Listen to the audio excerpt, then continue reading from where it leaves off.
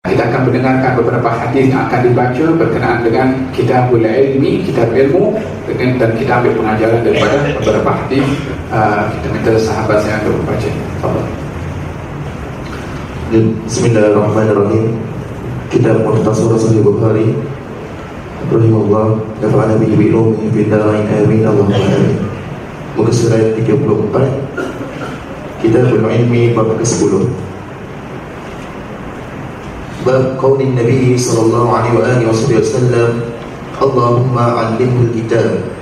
Sabda Nabi Muhammad sallallahu alaihi wasallam, ya Allah, limpahkanlah kepadanya, yakni Ibn Abbas, pengetahuan tentang kitab suci Al-Quran. An Ibn Abbas radhiyallahu anhuma qala dhammani Rasulullah sallallahu alaihi wasallam wa qala Allahumma 'allimhul kitab. Diberikan dari Ibn Abbas radhiyallahu anhuma, pada suatu hari Rasulullah sallallahu alaihi wasallam memelukku dan berkata, ya Allah, limpahkanlah kepadanya pengetahuan tentang kitab suci, yakni Al-Quran. Bismillahirrahmanirrahim. Al-Imam Al-Bukhari meletakkan dalam Kitabul Ilmi bab yang berkaitan dengan masalah doa Nabi SAW kepada Abdullah bin Abbas, dan isi kandungan doa itu agar supaya Abdullah bin Abbas diajarkan oleh Allah Al-Kitab, yakni diajarkan oleh Allah Al-Quran dan pemahaman kepada Al-Quranul Karim. Ada dua perkara yang penting di dalam kita berinteraksi dengan Al-Quran, yaitu membaca dan juga memahami. Untuk kita dapat memahami perlu kita membaca, dan bila mana membaca maka akan lahir pemahaman kepada Al-Quran Al-Karim. Yang didoakan oleh Rasulullah kepada Abdullah bin Abbas adalah pemahaman di dalam Al-Quran Al-Karim. Pemahaman ini adalah suatu perkara yang berharga diberikan oleh Allah Subhanahu wa Ta'ala kepada seseorang, dan pemahaman itu bergantung sejauh mana kesediaan orang itu untuk menerima pemahaman dari Allah akan diberikan sekadar keinginannya untuk paham. Semakin orang itu ingin mendalami, memahami isi kandungan Quran, semakin akan terbuka pintu-pintu yang luas pada setiap ayat yang ada di dalam Al-Quranul Karim, sehingga dirinya sampai kepada satu peringkat bahwasanya Al-Quran ini tak mempunyai penghujung dalam pemahamannya. Sampai kepada satu peringkat bahwasanya Al-Quran tak mempunyai sepadan untuk diselami, yakni tak ada dasarnya. Ini adalah sesuai dengan apa yang Allah firmankan dalam Al-Quran, walau annama fil ardi min syajaratin aqlamun wal bahru yamudduhu min ba'dihi sab'atu abhurin ma nafidat kalimatullah. Kalau aku jadikan di atas muka bumi ini pokok umpama pena, pokok yang pernah ada di zaman pertama bumi ini dicipta, yang sudah ditebang dan tumbuh pokok lagi, tebang lagi, dan pokok yang akan tumbuh sampai akhir zaman. Kalau semua pokok ini yang sudah pernah ada dan yang akan diadakan dijadikan pena dan dijadikan lautan ini sebagai dakwah, dilipat kali gandakan 7 kali ganda, akan habis pena dan juga dakwah, sementara kalimat Allah belum habis. Disebabkan firman Allah datang daripada zat yang tidak mempunyai sempadan ilmunya dan kuasanya, maka firmannya pun tak mempunyai sempadan. Oleh sebab itu tidak ada seorang pun daripada ulama yang mengatakan bahwasanya apa yang aku paham itu maksud Allah SWT. Tak ada. Mereka akan mengatakan apa yang aku paham maksud Allah seperti ini. Dia tunjuk apa yang dia paham, tapi dia tidak mengatakan maksud Allah macam aku punya maksud. Ini berbeza, sebab tak ada yang tahu maksud Allah yang begitu luas macam mana akan disempitkan maksud Allah dengan apa yang kita paham, sementara kita manusia, Allah adalah Tuhan. Maka dalam hal ini para ulama daripada zaman dulu hingga zaman sekarang, Al-Quran sentiasa update dalam penafsirannya. Tidak ada yang membatasi khusus kepada zaman kurun yang pertama, kedua dan ketiga sahaja. Sampai sekarang pun orang masih mengkaji dan mendalami tafsiran Al-Quran Al-Karim. Yang didoakan oleh Nabi kepada Sayyidina Abdullah bin Abbas, ya Allahumma allimhu al-hikmata, ya Allah ajarkanlah kepada dia, dari Abdullah bin Abbas, ajarkan kepada Abdullah bin Abbas Al-Kitab, yaitu pemahaman di dalam Al-Quranul Karim. Terdapat beberapa hadis yang serupa dengan hadis yang dibaca yang terkait dengan Abdullah bin Abbas radhiyallahu anhu. Yang hadis yang lain yang serupa dengan hadis ini adalah hadis Nabi sallallahu alaihi wasallam, Allah faqihu fid din wa 'allimhu at-ta'wil. Ya Allah ajarkan kepada Abdullah bin Abbas agama dan syariat, fiqh, wa 'allimhu at-ta'wil, dan ajarkan kepadanya ta'wil, tafsir kepada Al-Qur'anul Karim. Yang kedua. Yang ketiga, doa Nabi sallallahu alaihi wasallam, Allahumma 'allimhu al-hikmata. Ya Allah ajarkan kepada Abdullah bin Abbas al-hikmah, yaitu ilmu pemahaman kepada isi kandungan Al-Quran Al-Karim. Ketiga-tiga riwayat ini adalah dinisbahkan kepada Abdullah bin Abbas, menunjukkan bahwasanya Abdullah bin Abbas pernah mendapatkan doa daripada Rasulullah lebih daripada sekali, sehingga beliau menjadi rujukan khususnya dalam ilmu tafsir di zaman kurun yang pertama, sehingga tidak ada seorang pun yang muskil tentang ilmu tafsir Al-Quran melainkan akan datang kepada Sayyidina Abdullah bin Abbas.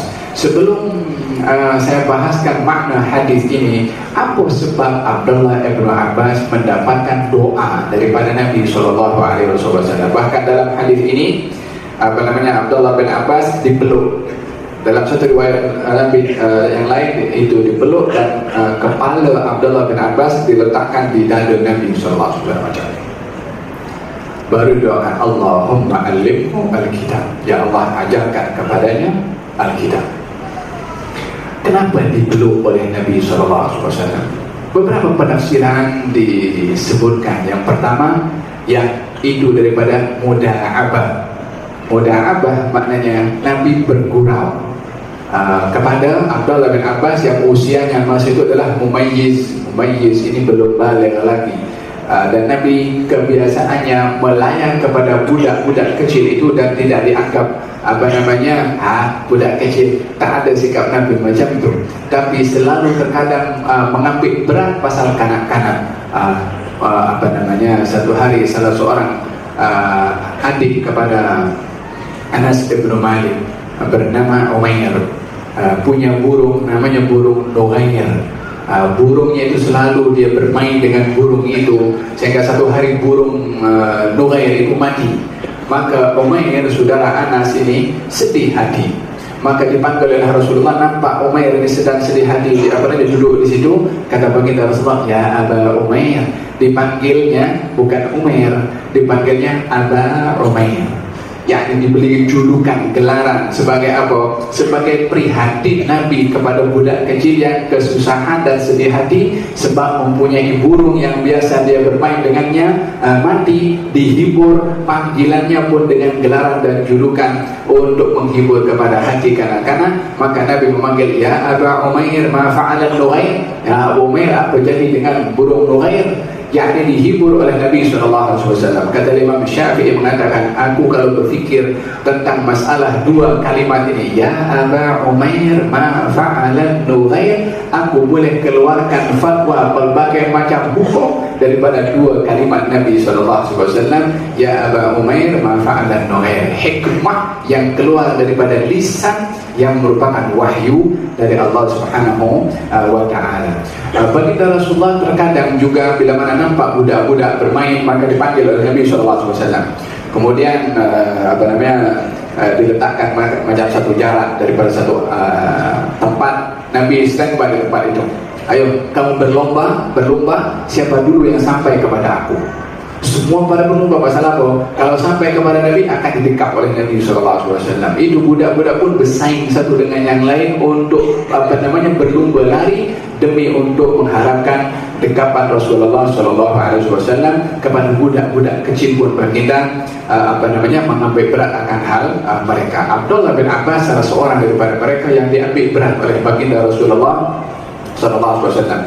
Bahkan kebiasaan baginda Rasulullah kalau sahabat datang membawa buah-buahan di musim menuai korma, baru mula masak itu korma, dibawa kepada Rasulullah. Nabi ambil, pertama diberikan oleh Nabi budak-budak. Supaya apa? Supaya Nabi berkat ini orang-orang yang tak ada dosa. Budak-budak diberi dulu oleh Nabi SAW, juga mengambil keberkatan daripada budak-budak kecil yang tidak berdosa kepada Allah Subhanahu wa Ta'ala. Sayyidina Abdullah ibn Abbas waktu itu masih belum baligh, mumayyiz, maka didekap oleh Nabi SAW. Nabi terkadang kalau nak berjalan, kata Abdullah bin Abbas, ardafani Rasulullah, Nabi membonceng saya. Tahu membonceng? Nabi kalau naik keledai itu diletakkan naik belakang sini. Abdullah bin Abbas naik, Abdullah bin Abbas berjalan dengan baginda Rasulullah. Kata baginda Rasulullah, ya ghulam, inni u'allimuka kalimat, ihfazillah yahfazka, ihfazillah tajidhu tujahak.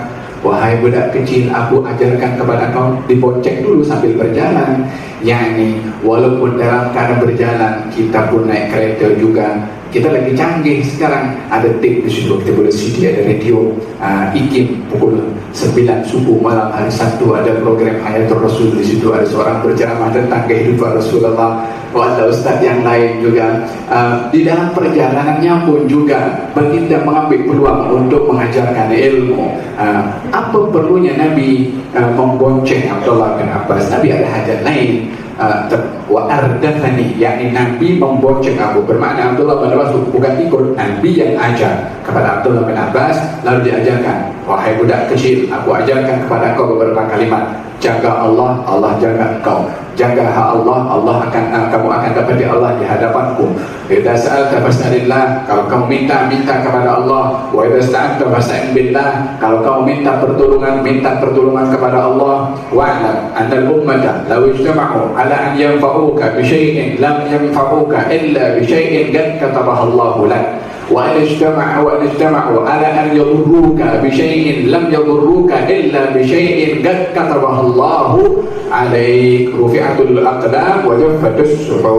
Dalam Sahih Muslim, Kitab Arba'in Nawawi menyatakan demikian. Kalau kau minta kepada Allah, berlindung kepada Allah. Kalau semua makhluk ini berpakat nak mendatangkan manfaat kepada kamu, tak akan mampu mendatangkan manfaat kecuali bila mana ditentukan oleh Allah. Kalau mereka berpakat nak memudaratkan kepada kamu, tak akan mampu memudaratkan kecuali dah dicatat oleh Allah Subhanahu wa Ta'ala. Kemudaratan akan menimpa. Pena Allah sudah diangkat dan lembaran catatan dah ditutup, khalas. Skripnya itu sudah khalas, sudah habis. Yang sekarang ini filmnya sedang berjalan, walaupun skripnya sudah selesai dicatat. Demikian baginda Rasulullah menanamkan arti iman yang sedalam-dalamnya kepada budak yang masih belum baligh, Abdullah bin Abbas waktu itu. Apa agaknya zaman kita sekarang, budak belum baligh diajarkan kalau bukan PlayStation kau, macam-macam permainan yang ada. Abdullah bin Abbas pada usia belum baligh diajarkan arti makna iman kepada Allah Subhanahu wa Ta'ala. Ini salah satu beberapa cara yang diambil dan diperguna oleh Rasulullah mengajarkan kepada kanak-kanak. Dan di antara sikap Nabi yang menghargai dan juga mengambil berat tentang kanak-kanak yang ditunjukkan oleh Nabi kepada Abdullah bin Abbas dalam bentuk doa, sebabnya adalah sebagaimana saya katakan, salah satu istri Nabi itu bernama Maimunah. Maimunah ini mak saudara kepada Abdullah bin Abbas, yakni ibunya Abdullah bin Abbas dengan Maimunah adik-beradik. Kalau Nabi berada di rumah Maimunah, giliran berada di rumah Maimunah, Abdullah bin Abbas pergi datang. Kalau istri yang lain bukan muhrim kepada Abdullah bin Abbas, tapi Maimunah muhrim. Apa masalah Abdullah bin Abbas nak pergi ke rumah Maimunah? Nak tahu Nabi itu buat apa kalau malam? Apa ibadah yang dilakukan supaya dia boleh ambil ilmu dalam rumah Nabi? Kalau di luar rumah semua orang boleh nampak, tapi dalam rumah siapa boleh nampak? Abdullah bin Abbas tak cukup dengan apa yang dinampak di luar. Nak tahu apa yang dibuat oleh Nabi di dalam rumahnya daripada ilmu yang dia boleh dapat. Kalau tiba giliran, dia pun dah tahu bila giliran Nabi di rumah Maimunah, dia pun standby situ, tidur rumah Maimunah. Kalau sampai satu malam baginda Rasulullah, dan berapa kejadian berlaku pun kepada Abdullah bin Abbas. Ada satu hari baginda Rasulullah bangkit malam, keluar daripada bilik itu, nampak sudah ada bekas. Bekas itu diisi dengan air. Dulu bukan macam kita sekarang, bilik air semua di rumah, dalam rumah. Zaman dulu kalau pergi bilik air kena keluar. Abdullah bin Abbas cerdik, walaupun masih muda, walaupun masih kanak-kanak, walaupun belum balik masa itu, cerdik, orang yang cepat paham. Itu sebab Nabi doakan paham kepadanya. Kata Abdullah bin Abbas, sekali dua tengok Nabi bangkit malam untuk qiyamul lail, mestilah Nabi perlu air untuk berwudu. Baik, aku kasih mudah Nabi, tak payah susah-susah nak pergi keluar ambil wudu. Aku ambil air, sediakan depan bilik Nabi, dia wudu terus tanpa susah payah nak pergi keluar. Nabi keluar daripada bilik, nampak itu bekas ada air. Kata baginda Rasulullah, siapa yang buat ini? Kata anak Rasulullah. Siapa? Abdullah bin Abbas. Maka Nabi beritahu, Allahumma faqihhu fid-din wa 'allimhu at-ta'wil.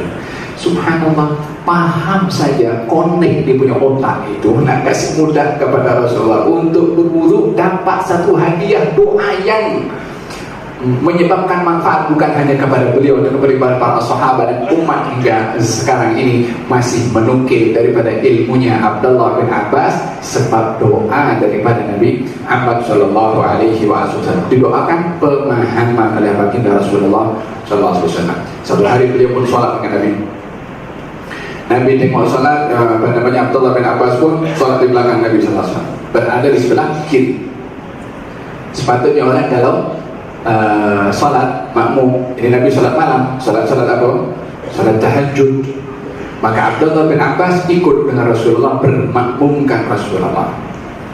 Walaupun hakikat salat tahajud itu adalah sunnah infiradiyah, sunnah yang dilakukan perseorangan, tapi Abdullah bin Abbas ketika ikut bersama dengan Rasulullah menjadi makmum dalam salat tahajud, Nabi tidak halang, Nabi tidak larang.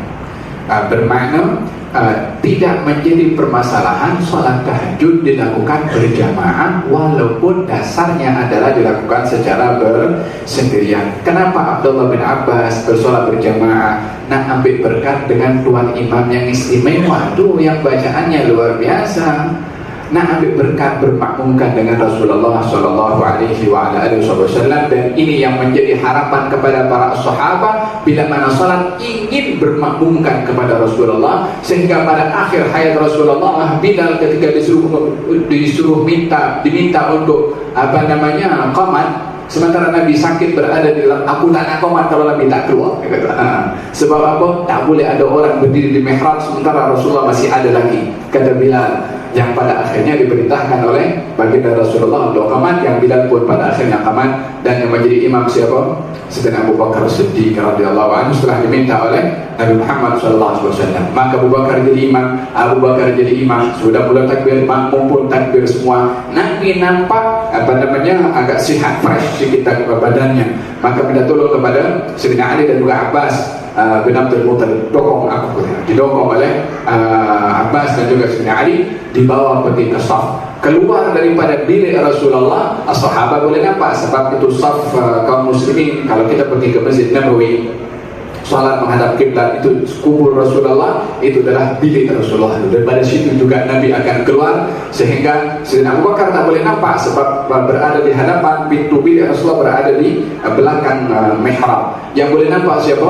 Makmum. Maka makmum nampak Nabi keluar, maka makmum tepuk tangan, bagi cara macam itu kepada Sayyidina Abu Bakar. Sayyidina Abu Bakar, apa hal ni kat belakang ini, dia bagi tepuk tangan apa semua.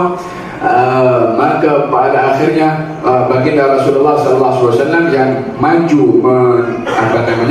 di tengah-tengah saf, sampai pada akhirnya Sayyidina Abu Bakar melihat kalau Rasulullah berada di belakang, maka Sayyidina Abu Bakar berundur daripada posisi imam untuk memberi laluan kepada Rasulullah menjadi imam. Maka ditahan oleh Nabi sallallahu alaihi wasallam. Ditahan oleh Rasulullah supaya Sayyidina Abu Bakar kekal terus menjadi imam dan Nabi akan menjadi makmum. Maka baginda Rasulullah pun takbir bermakmumkan, tapi Nabi sholat dalam keadaan duduk masa itu. Maka Nabi takbir sholat menjadi makmum. Setelah menjadi makmum, Sayyidina Abu Bakar pun tetap mundur juga ke belakang Rasulullah sallallahu alaihi wasallam. maka terus yang jadi imam siapa? Nabi Muhammad SAW, yang bermakmumkan dengan Rasulullah. Abu Bakar, kaum muslimin bermakmumkan kepada Abu Bakar, yang bermakmumkan kepada Nabi Muhammad SAW. Bila pertukaran itu terjadi? Saat dalam salat. Apa sebabnya? Selesai daripada salat semua, kata baginda Rasulullah, ya Abu Bakar, kenapa kamu tidak teruskan apa yang aku minta kepada kamu untuk sambung salat menjadi imam?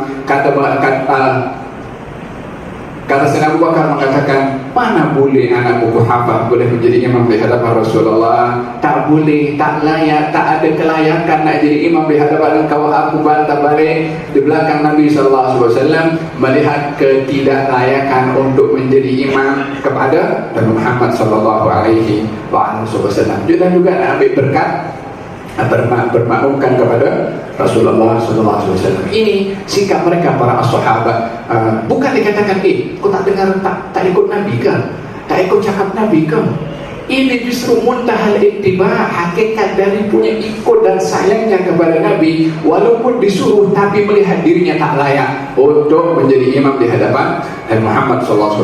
Abdullah bin Abbas juga ketika berada di sebelah kiri Rasulullah, kemudian diambil telinganya oleh Nabi SAW.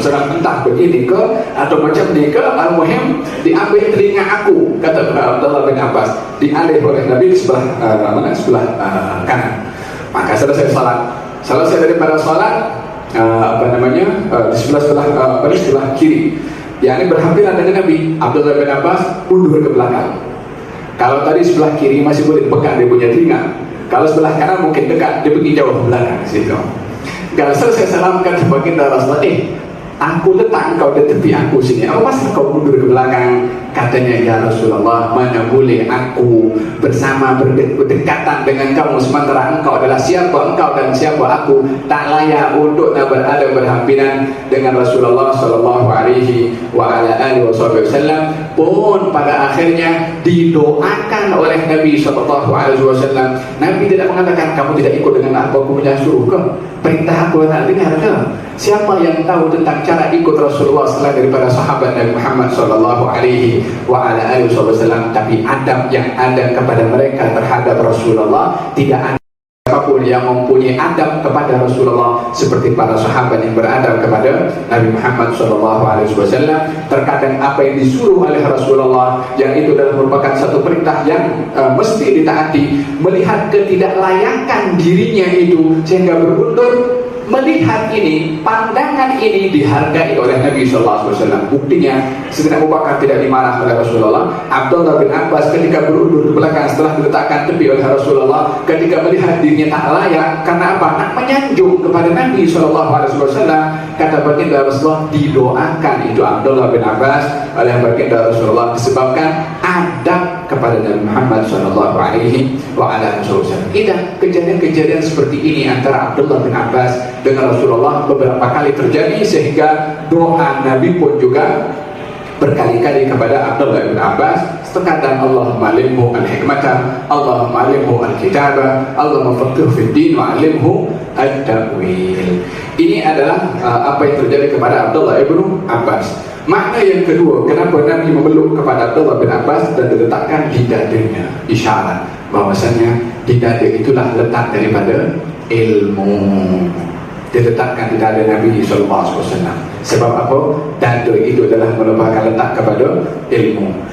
Kata pepatah mengatakan apa? Al-ilmu fis sudur la fis sudur. Ilmu itu ada di dalam dada, yakni di dalam hati maksudnya, bukan fis sudur, bukan dalam tulisan. Ini yang ada dalam tulisan wasilah untuk sampai kepada kepada dada. Walihada di antara golongan yang dicela oleh Nabi SAW, dan sifat itu adalah identik dengan golongan al-khawarij. Kata baginda Rasulullah, sifat mereka adalah yaqra'una al-Qur'ana kama unzil, membaca Al-Quran sebiji macam Quran itu baru diturunkan oleh Allah, la yujawiz taraqihim, tapi tak lalu kepada kerongkongannya. Itu bacaan Quran tak lalu kepada kerongkongannya. Kenapa tidak dikatakan la yujawiz mukhuhum, tidak masuk kepada otak mereka?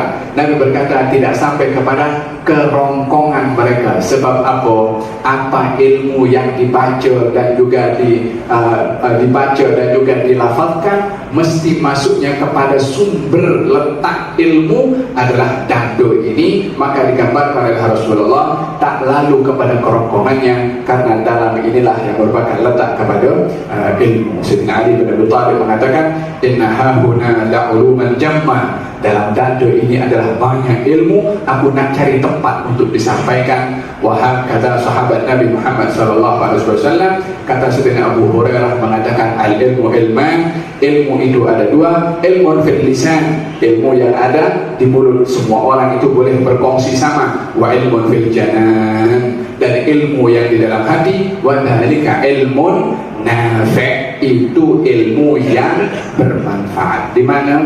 Di dada. Oleh hada, seseorang bila mana ingin mencari ilmu adalah bersedia di hati dan jiwa serta dadanya untuk menerima, karena ilmu itu adalah perkara yang amat berharga. Mestilah tempat itu bersih untuk menempatkan sesuatu yang amat bersih, yaitu ilmu.